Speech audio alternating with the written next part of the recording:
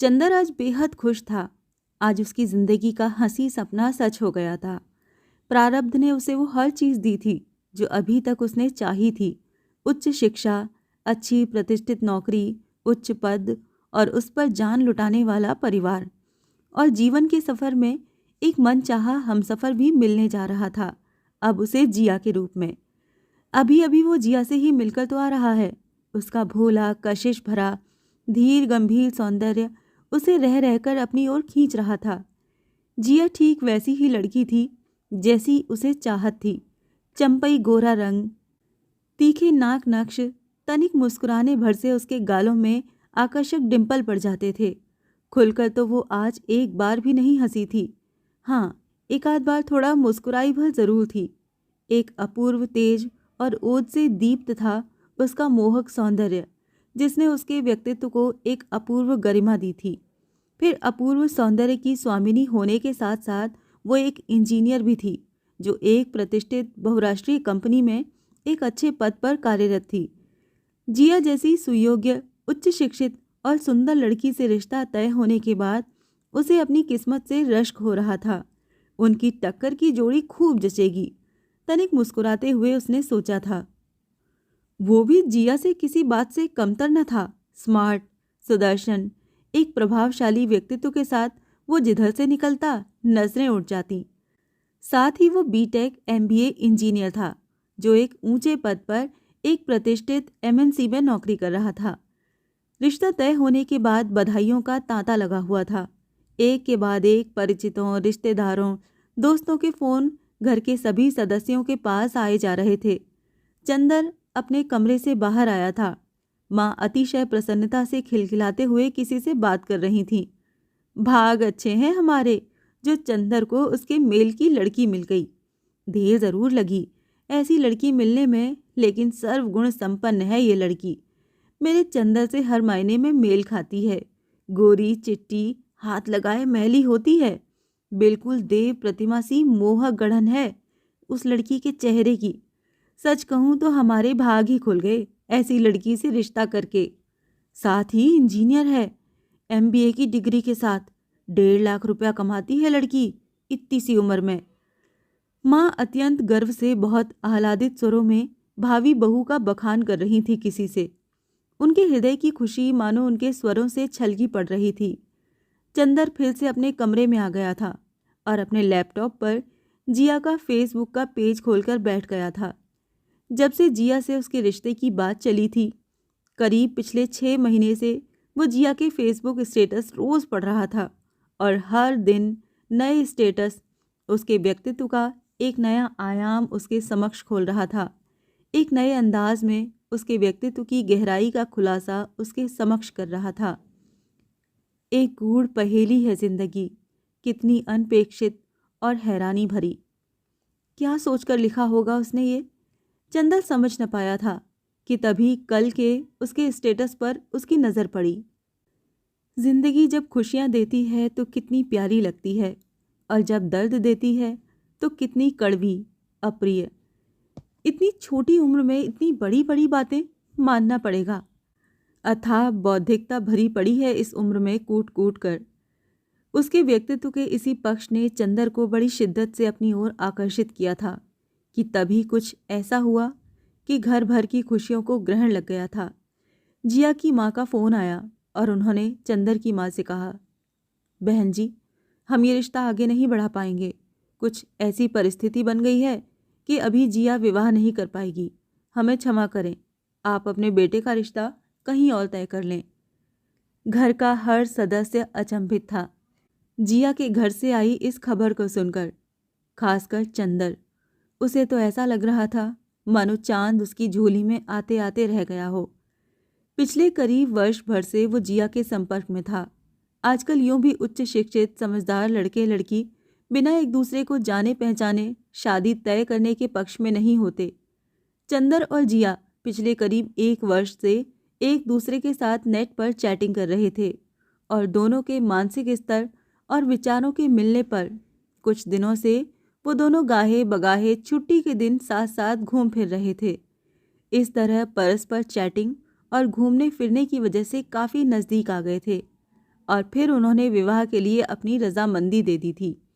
कल तक तो सब कुछ ठीक ठाक था, फिर ये अचानक एक दिन में क्या हो गया था? घर का हर सदस्य ये सोच पाने में असमर्थ था कि निराश चंदर बोल पड़ा, अरे माँ, मैं अभी जिया के घर जाकर उनसे बात करता हूँ। कल तक तो सब कुछ ठीक ठाक था, अचानक एक दिन में क्या हो गया? हाँ बेटा चल, मैं भी चलती हूँ तेरे साथ। वहाँ जाकर आमने सामने बात करके ही पता चलेगा आखिर बात क्या है। चंदर और उसकी माँ झटपट जिया के घर पहुँचे थे। जिया की माँ ने कुछ खास कारण न बताते हुए मात्र ये कहा, बहन जी कुछ खास कारण नहीं है, जिया बस अभी विवाह नहीं करना चाहती, तो हमने आपको बता दिया। आंटी जी, पिछले 6 महीने से मैं जिया के बहुत करीब हूँ, मैं उससे प्यार करता हूँ। अब आप बिना किसी कारण के इस रिश्ते से पीछे कैसे हट सकती हैं? कि तभी जिया बोल पड़ी थी, चंदर, बात ऐसी है कि पापा को गबन के झूठे इल्ज़ाम में गिरफ्तार कर लिया गया है और वो अभी जेल में हैं। पापा निर्दोष हैं, उन्हें उनके सहकर्मियों ने इस केस में झूठा फंसाया है। खैर, अब बताओ, क्या अब भी तुम मुझसे विवाह करने को तैयार हो? बोलो, आज या कल। आप लोगों को ये बात पता पड़ने पर आप रिश्ता तोड़ ही देते, इसीलिए मैंने ही माँ से रिश्ते के लिए ना करवाई थी। क्या? अंकल जी जैसे ईमानदार ऑफिसर जो तुम्हारे विवाह के लिए प्रोविडेंट फंड से कर्ज ले रहे थे, उन पर गबन का आरोप लगाया है? मेरे गले से बात नीचे नहीं उतर रही है। हम इतने दिनों से साथ साथ हैं, घूम फिर रहे हैं, और मात्र गिरफ्तारी के डर से हम ये रिश्ता तोड़ दें? नहीं, हरगिज नहीं। मुझे पूरा पूरा विश्वास है कि अंकल जी के ऊपर लगे सभी आरोप खारिज कर दिए जाएंगे। मुझे इससे कोई फर्क नहीं पड़ता। मैं आज भी तुमसे विवाह करने को तैयार हूँ। मैं एक बार हाँ करने के बाद अपनी दी गई जुबान से मुकरने वालों में से नहीं हूँ। लेकिन चंदर ने देखा, ये बात सुनकर उसकी माँ का चेहरा निराशा से स्याह हो गया था और थोड़ी ही देर में जिया और उसकी माँ को भरसक दिलासा देते हुए वो लौट आए थे। भाभी समधी की गिरफ्तारी की खबर से चंदर के घर में भूचाल आ गया था। उसकी माता और पिता दोनों ही इस विवाह के खिलाफ हो गए थे और माँ कह रही थी, अरे लड़की का बाप जेल में है, कितनी बदनामी होगी हम सब की। अगर एक सज़ा याफ्ता इंसान की बेटी से हमने तेरी शादी की, नहीं नहीं, मैं नहीं करूँगी तेरी शादी जिया से। समाज में किसी को मुंह दिखाने लायक नहीं रह जाएंगे अगर हमने ये रिश्ता किया तो। उधर चंदर के पिता भी माँ के सुर में सुर मिला रहे थे। हाँ हाँ, तेरे लिए लड़कियों की कमी नहीं है इस दुनिया में, इससे बेहतर लड़की ढूंढूंगा तेरे लिए। नहीं नहीं, जानते बूझते तो मक्खी नहीं निगली जा सकती ना। माँ, पापा, मुझे पूरा विश्वास है कि जिया के पापा निर्दोष हैं। अपने परिचय क्षेत्र में वो एक निहायत ही ईमानदार ऑफिसर के रूप में जाने जाते हैं। मैं आपको बता चुका हूँ, जब आपने उनसे कहा था कि आपको विवाह के प्रीति भोज के लिए 5 स्टार होटल चाहिए, तो उन्होंने ही आपसे कहा था कि वो 5 स्टार होटल का खर्च नहीं उठा पाएंगे और वो किसी सामान्य होटल में ही पार्टी करेंगे। बताइए पापा, यदि वो बेईमान होते तो वो क्यों विवाह की व्यवस्था सामान्य होटल में रखने की मांग रखते? फिर आप सोचिए, इस परिवार का स्तर अभी तक बिल्कुल मध्यम वर्गीय है। अंकल अभी तक इतनी उम्र होने के बावजूद अपने पुराने खटारा स्कूटर पर ऑफिस आते जाते हैं। घर में एक गाड़ी तक नहीं है। घर का रहन सहन भी नितांत साधारण है। आंटी जी को तो मैंने कितनी ही बार बस से सब्जी के भारी भारी थैले लेकर जाते हुए देखा है। और जिया बता रही थी, अंकल ने कहा है कि वो जिया की कमाई का एक भी पैसा उससे नहीं लेंगे। शादी का सारा खर्च वो अपने पैसों से करेंगे। अगर वो बेईमान और सिद्धांतहीन होते, वो ये करते? नहीं नहीं, मैं उनके ऑफिस के लोगों से छानबीन करके पूरी बात की तह तक जाने का प्रयास करूंगा और सच्चाई आप सबके सामने लाकर रहूंगा।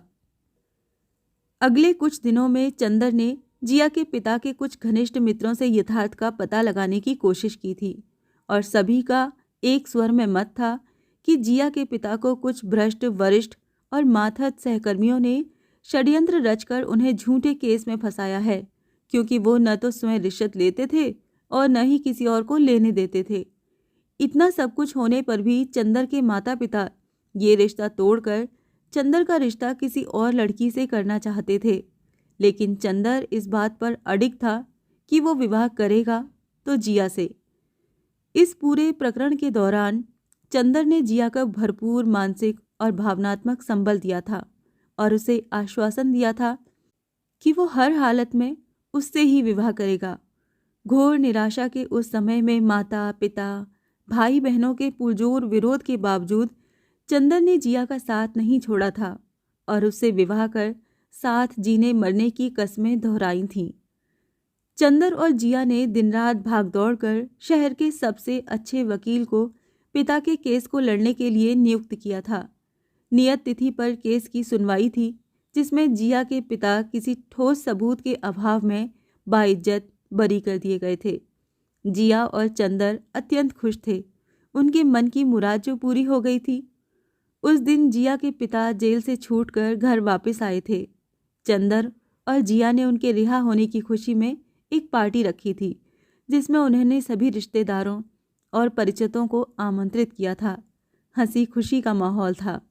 सभी के सामने चंदर का हाथ अपने हाथों में लेते हुए जिया के पिता ने सबसे कहा था, ये चंदर है जिसने घोर हताशा के क्षणों में, जब मैं जेल में था, मेरी सच्चाई में विश्वास रखा, मेरे परिवार का मान रखा और मेरी बेटी का हाथ मजबूती से थामे रखा। मेरी बाइज्जत रिहाई में बहुत बड़ा योगदान है इसका। आज मैं अपनी बेटी का हाथ उसके हाथ में देता हूँ। आशा है मेरी बेटी दामाद को आप सभी का आशीर्वाद मिलेगा।